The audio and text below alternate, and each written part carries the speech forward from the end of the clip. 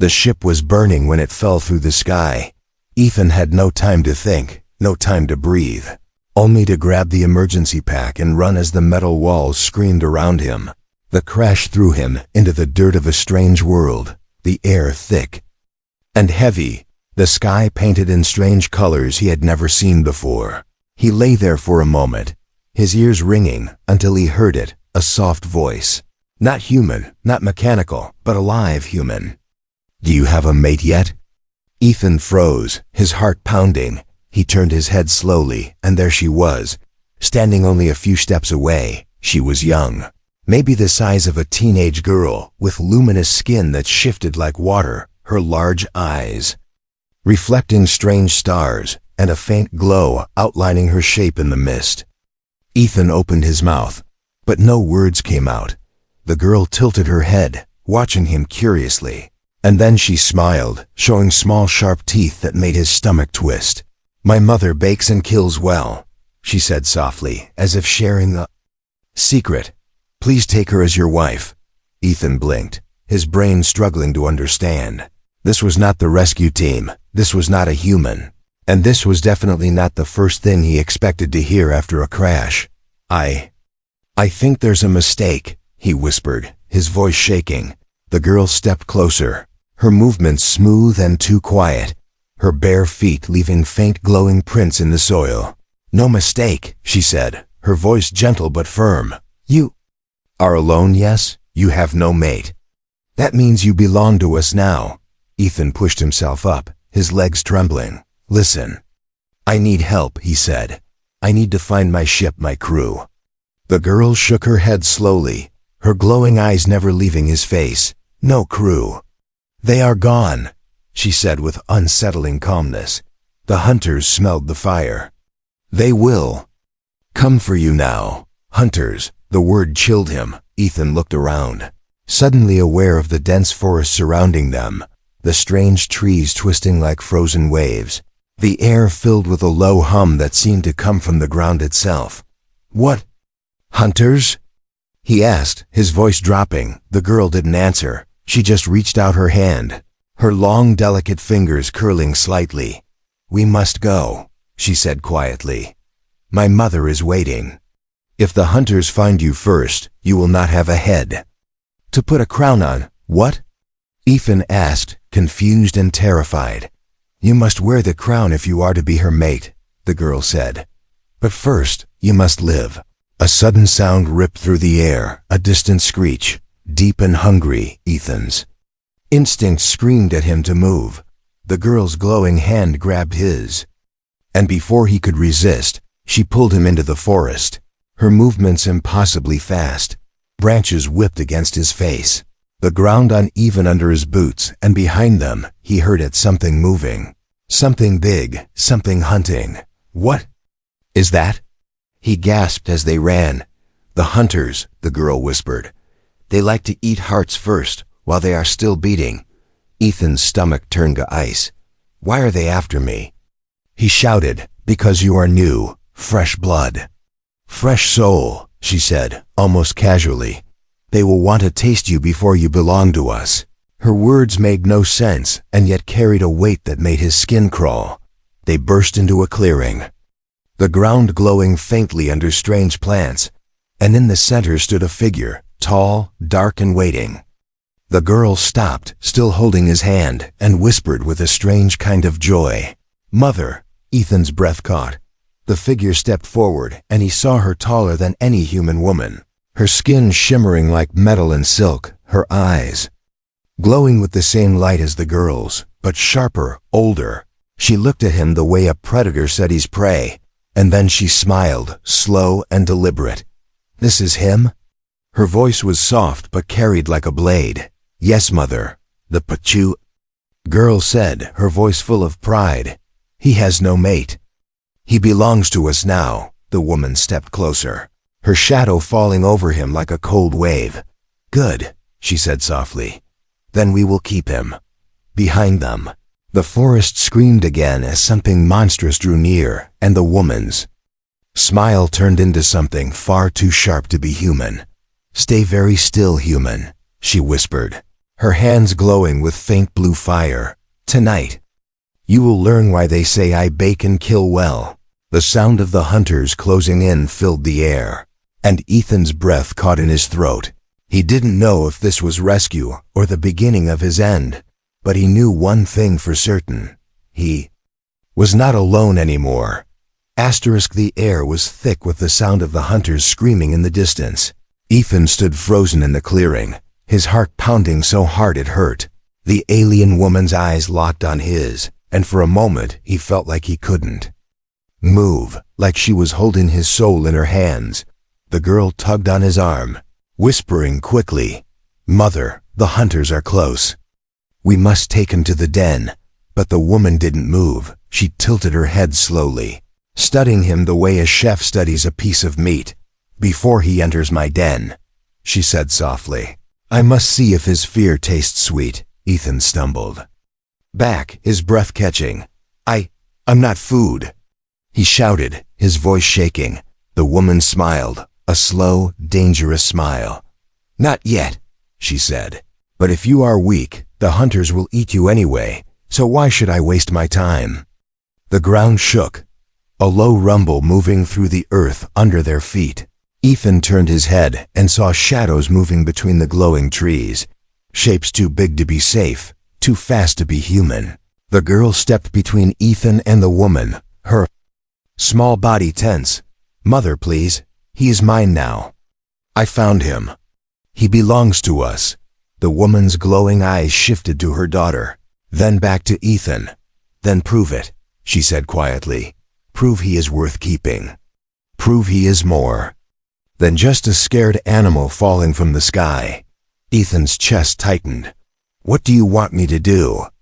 he asked, his voice barely above a whisper. The woman raised one long, clawed finger and pointed to the trees where the shadows moved. "Survive," she said. "The hunters are hungry tonight. Run, human. Run and live, and maybe you will be worth baking for." A deafening roar exploded through the forest, so close it shook the air. The girl grabbed his hand again and pulled hard. "Run!" she shouted, her voice breaking through his panic. Ethan ran, his legs burning, the alien girl moving beside him with inhuman speed. Behind them, the hunters crashed through the trees, and for the first time he saw one. It was huge, its body black and slick, with too many legs and a head that split open like a flower lined with teeth. The sound it made wasn't just a roar, it was hunger made into a voice. The girl yanked him into a tunnel hidden under a glowing root, the earth closing them in. They slid down into darkness, the sound of claws tearing the ground above them. Ethan gasped, his whole body trembling. "What are they?" he cried. The girl's voice was calm, almost too calm. "Hunters," she said softly. "They eat the lost, they eat the weak. They eat everything that does not belong. And me?" Ethan whispered, "Do I belong?" The girl turned her glowing eyes to him, her small face serious. "Not yet," she said. "But if you live through the night, you will." In the darkness, the sound of the hunters scraping against the earth filled the tunnel like a nightmare. Ethan closed his eyes, his breath shaking. And for the first time since the crash, he realized something terrifying. This was not about rescue anymore. This was a test, and failing meant more than just death. It meant being eaten, piece by piece, while the woman with glowing eyes decided if his fear was sweet enough to keep. The tunnel walls pulsed faintly as Ethan followed the glowing girl deeper underground. The air smelled of earth and something sweet, like baked bread and fire, a strange mix that made his stomach twist. Behind them, the sound of the hunters faded, but the echo of their roars still clung to his bones. The girl glanced back at him, her glowing eyes soft but serious. "You are slow," she said. "If you stay slow, you will die." "I'm human," Ethan gasped, his chest burning. "I can't run like you." "Then you must learn," she replied simply, as if it was the easiest thing in the world. The tunnel opened into a vast underground chamber, and Ethan froze, his mouth going dry. Hundreds of strange objects hung from the ceiling, glowing faintly. At first he thought they were lights, Then he saw they were crowns. Each one different, made from bone, metal, and something that shimmered like crystal. The girl stepped forward with quiet reverence. "The den of crowns," she whispered. "Every mate must wear one before the mother accepts them." Ethan swallowed hard. "Crowns?" he asked. "What does that even mean?" The girl turned to him, her expression unreadable. "A crown shows who you are," she said softly. "It shows if you are strong enough to protect us, or weak enough to feed the ground." Ethan's skin went cold. "And what if I don't wear one?" The girl's voice was calm, almost too calm. "Then the hunters get to eat you while you scream." A voice cut through the chamber like a knife, low and smooth. "He is not ready." Ethan turned and saw her, the mother, stepping into the light, her presence filling the room like a storm. Her eyes flicked to the crowns above, then to him. "Too soft," she said softly. "Too scared." "Fear is good, but this one drowns in it." Ethan clenched his fists, his heart pounding. "I'm not weak," he said, his voice shaking but louder than before. The mother smiled, a thin, dangerous smile. "Then prove it, human," she whispered. She raised one long hand and with a gesture, one of the crowns fell from above, landing at Ethan's feet with a dull metallic sound. It was made of something that looked like bone and fire fused together, faint heat radiating from it. "Put it on," the mother said. "If it burns you, you are nothing. If it accepts you, maybe you will live." Ethan stared at it, his hands trembling. The girl stepped closer, her voice soft. "Do not think. Just wear it. The crown knows your heart." He reached down, his fingers brushing the strange material, warmth crawling up his skin like a living thing. He lifted it slowly and placed it on his head. At first, nothing happened. Then a sharp heat bit into his skull, searing through him like fire and ice at the same time. Ethan cried out, his knees buckling, but he didn't take it off. The mother's eyes glowed brighter, her smile curling. "Good," she whispered. "It bites you, but does not kill you. That means you are still half alive." The girl grabbed his arm, steadying him, her small voice trembling for the first time. "You belong now." Almost. The chamber suddenly shook, a low growl rising from the tunnels around them. The mother's smile vanished, her head snapping toward the sound. "They broke through," she hissed, her voice cold. "The hunters are in the den." Ethan's heart stopped for a beat. "What do we do?" he asked, his voice cracking. The mother turned to him, her eyes burning with something fierce and wild. "You wanted to live, human," she said. "Now you kill." The sound of claws scraping stone filled the air, and Ethan realized the test was far from over. It had only just begun. The air turned heavy as the first hunter slid into the den of crowns. Ethan froze, his breath caught in his throat, staring at the nightmare that crawled into the light. It was taller than a man, its black skin slick like oil, its many legs moving in unnatural silence, and its face a wide, splitting mouth lined with teeth that dripped glowing saliva. The girl pressed against Ethan's side, her small hand gripping his wrist. "Do not move," she whispered, her voice a trembling thread. The mother stepped forward, calm and slow, her tall frame casting a shadow over the ground. Her eyes burned blue, and her voice was a whisper that cut the air. "You dare bring your hunger into my den?" The hunter hissed, the sound like metal tearing bone, and another one appeared behind it, its legs clattering against the stone. Ethan's chest tightened, his legs shaking uncontrollably. We can't fight that," he gasped. The mother turned her head slightly, her glowing eyes locking on him. "We?" she said, her voice soft but sharp. "You wear the crown now. You are not prey. You kill or you die." Ethan's blood went cold. "Kill? I don't even have a weapon." The mother's smile was thin and dangerous.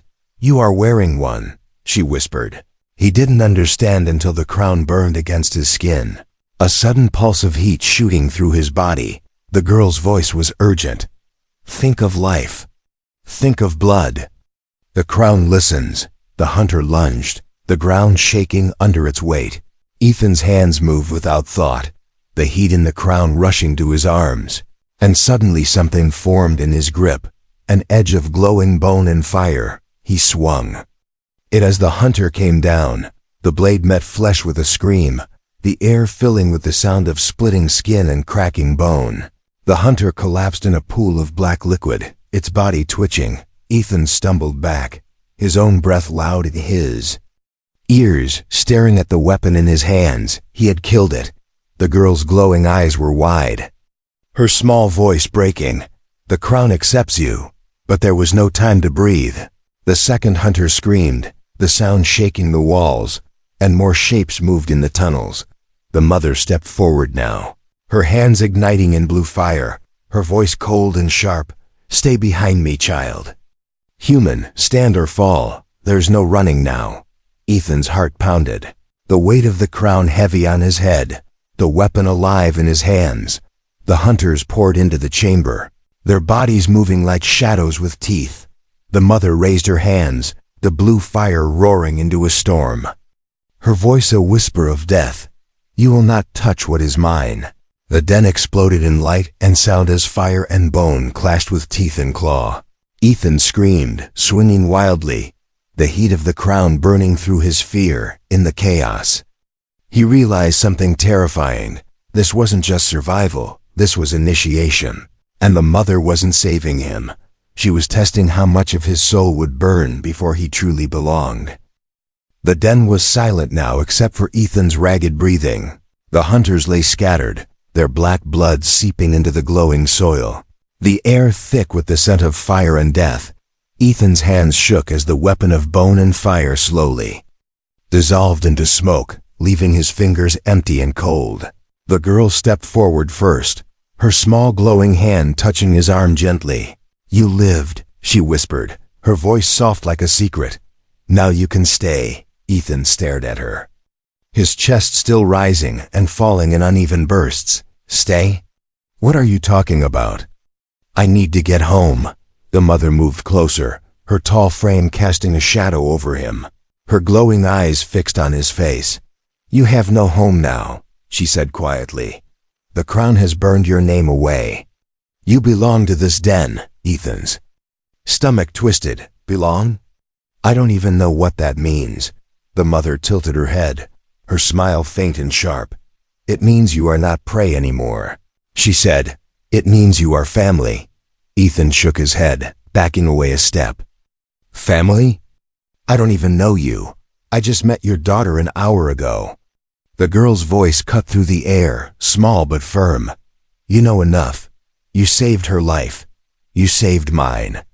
"Blood and fire do not lie." Ethan stared at her, his mind spinning. "I saved you?" The girl nodded once, her glowing eyes soft. "You stood when the hunters came. You did not throw me away to save yourself. That makes you ours." The mother's voice was lower now, like a hum in the earth. "Every hunter in the forest smelled your fear when you fell from the sky," she said. "But only a den can make fear into strength. That is why you are here." Ethan swallowed hard, his throat dry. "So all of this, was some kind of test?" The mother's smile widened slightly. "Everything is a test, human. But you passed the first one. Now comes the bond." "The bond?" Ethan repeated, confused. The girl stepped closer, reaching for his hand. "Blood must touch blood," she said softly. "So the den will know you." Before Ethan could react, the mother's clawed finger drew a thin line across her palm, glowing blue blood sliding down her skin. The girl did the same, her small hand trembling as her bright blood dripped onto the soil. Ethan stumbled back. "Wait. I didn't agree to." The crown burned suddenly, a sharp pulse through his skull, and without thinking he pressed his hand to the girl's, their blood mixing on the glowing soil. The den shifted around them, the crowns above humming with a strange energy. The mother's voice filled the chamber, soft but unyielding. "Now you are bound to us. Blood to blood. Fear to fire. Mate to den." Ethan's heart raced, the weight of the moment crushing his breath. "Mate? I didn't say yes to that." The girl's small smile returned, innocent and strange. "You don't have to say yes," she whispered. "The crown said it for you." The chamber pulsed once, the sound of the hunters fading into silence beyond the tunnels. For the first time since he crashed, Ethan realized the world above no longer felt like his, and the terrifying truth slipped into his heart like a whisper. He wasn't just surviving anymore. He was becoming theirs. Ethan sat against the glowing wall of the den, his hand still sticky with the girl's strange blood. The air felt heavier now, as if the chamber itself was watching him, listening to his every breath. The girl sat beside him, quiet, her glowing eyes fixed on the black ichor of the dead hunters. The mother stood in the center of the room, her tall frame perfectly still, her voice low and calm. "Now you must know what you have agreed to." Ethan swallowed hard. "I didn't agree to anything," he whispered, but even as he said it, the weight of the crown on his head told him he was lying. The mother turned, her gaze cutting into him like a blade. "Do you know what the hunters are?" she asked, her voice soft but sharp. Ethan shook his head slowly. "Monsters," he said, his voice trembling. "That's all they are." The mother stepped closer, her glowing blood dripping slowly from her hand. "No," she whispered. "They are not monsters. They are us." Ethan's heart skipped a beat. "What?" The girl's small voice broke the silence, soft but steady. "When a den dies, when a bond breaks, when blood forgets blood, we become hunters." Ethan's breath caught in his throat. "You're saying those things were once like you?" The mother's eyes burned brighter. "Once like me, once like her, once like you," she said, her voice cold and deep. "That is why we bind, that is why we claim. A soul without a den rots, and when it rots, it hunts." Ethan stared at the bodies on the floor, the reality twisting in his mind. They were people, he whispered. The girl nodded slowly, her small hand brushing his arm. "They were someone's family. Now they are only hunger." Ethan's voice cracked. "And if I leave? If I escape this place?" The mother's smile returned, slow and sharp. "You won't escape," she said quietly. "But if you tried, the crown would burn, the bond would break, and you would join them in the dark." Ethan's blood went cold. "You're saying, if I don't stay with you, I become that?" The mother leaned closer, her voice a whisper of fire. "Yes, that is the truth of the hunters. That is the truth of us. You belong, or you are eaten. You bind, or you hunt." The girl's glowing eyes met his, soft and strange. "Now you see why I asked you," she whispered. "Why I begged you to take my mother as your mate." Ethan's chest tightened, his breath shallow. "I didn't save my life," he muttered, his voice breaking. "I saved my soul." The den pulsed once, a low hum moving. Through the crowns above, the mother stood tall, her voice steady and final. "The hunters are gone for now, but they will smell you again. They always do. And next time, human, you must not only live."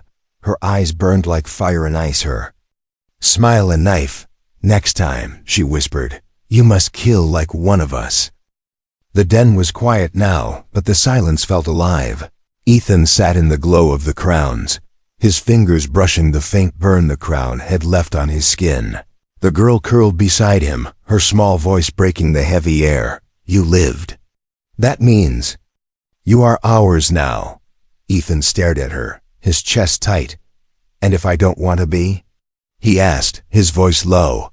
The mother stepped into the light, her tall shadow covering him, her glowing eyes calm but unyielding. "Want does not matter," she said softly. "Blood decides. Fire decides. The crown decides. And they have chosen." Ethan shook his head, his voice trembling. "I have a life back home.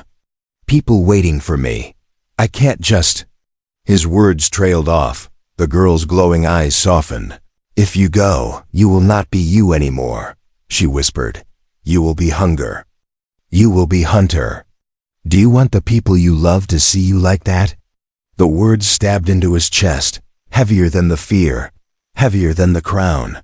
The mother knelt in front of him, her tall frame folding down until her face was level. With his, her voice dropping to a whisper, "You fell from the sky alone," she said. "Now you are not alone. You are fire. You are blood. You are Den." Ethan closed his eyes, his breath shaking, the weight of choice crushing him. Go home and lose himself, or stay and lose the world he came from. He opened his eyes slowly, meeting the girl's glowing gaze, her small hand reaching for his. "I don't want to be a hunter," he whispered, his voice breaking. The mother smiled, slow and sharp, and the Den seemed to breathe with her. "Then you are one of us," she said softly. From this night until the fire goes dark, the crowns above pulsed with a soft light, one breaking free and lowering to rest gently on his head. It didn't burn this time. It was warm, steady, alive. The girl's small voice trembled with quiet joy. "Mate," she whispered, "you are truly ours now." Ethan's chest ached, a strange mix of sorrow and belonging twisting inside him. Somewhere far above, the stars of his old life burned cold and distant, and in the warmth of the Den, surrounded by blood, fire, and strange love, Ethan realized the truth. He hadn't lost his home. He had simply found another one.